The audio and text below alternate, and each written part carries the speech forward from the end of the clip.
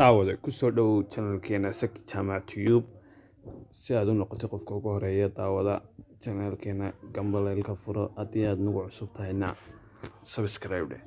waxaynu maanta halkan ku soo bandhigi doonaa cashar ku saabsan sida saaxiibka amba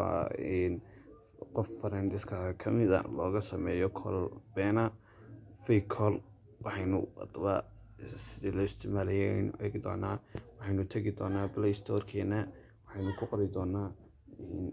fake call waa kaas waan soo isticmaalay hadda ayuu igu soo dhacay open baan iska sii leeyahay open baan ku dhufanayaa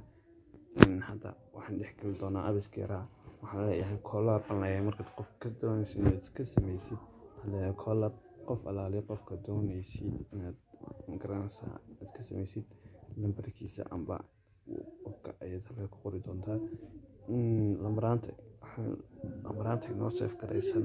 aynu dhex geli doonaa waxaan iskaga qori doonaa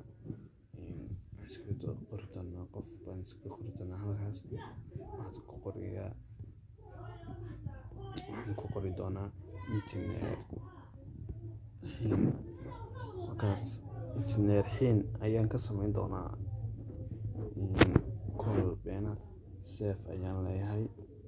waxaan ku dhufan doonaa call timer baan ku dhufan doonaa waqtiga inoo soo garaacayo waxaan odhanayaa waa 10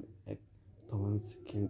30 second 1 minute 5 minute 15 minute 30 minute inta jeceshahay ayaad ka dhigan doontaa haddaba laakiin waxaan ka dhigan doonaa inagu 1 minute waan ka dhigan doonaa waqtiga inagu yar aawadeed shaydadeed baan uga dhigan doonaa 1 minute hataa abiska yar message fake waa lagu sameyn karaa laakiin maanta waxaynu soconaa waa casharkan callka cashar dambe aynu ku dhigan doonaa message-kana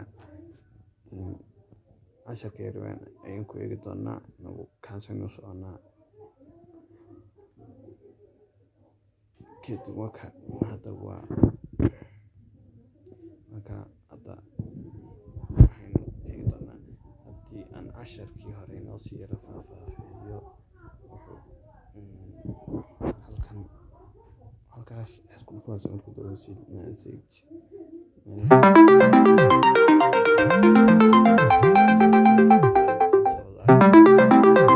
waynu ka qabanaa hadda waxaad la moodaya si caadiga ahayd inuu noo soo wacay waad ka qaban kartaa waad la hadli kartaa qofka laakiin waa fake wax hadlaya maaha fake marka daawadee haddii aad channelka ku cusub tahay subscribe si aad noola socota casharadeeda dambe wixii macluumaada dheeriyana aad u heshid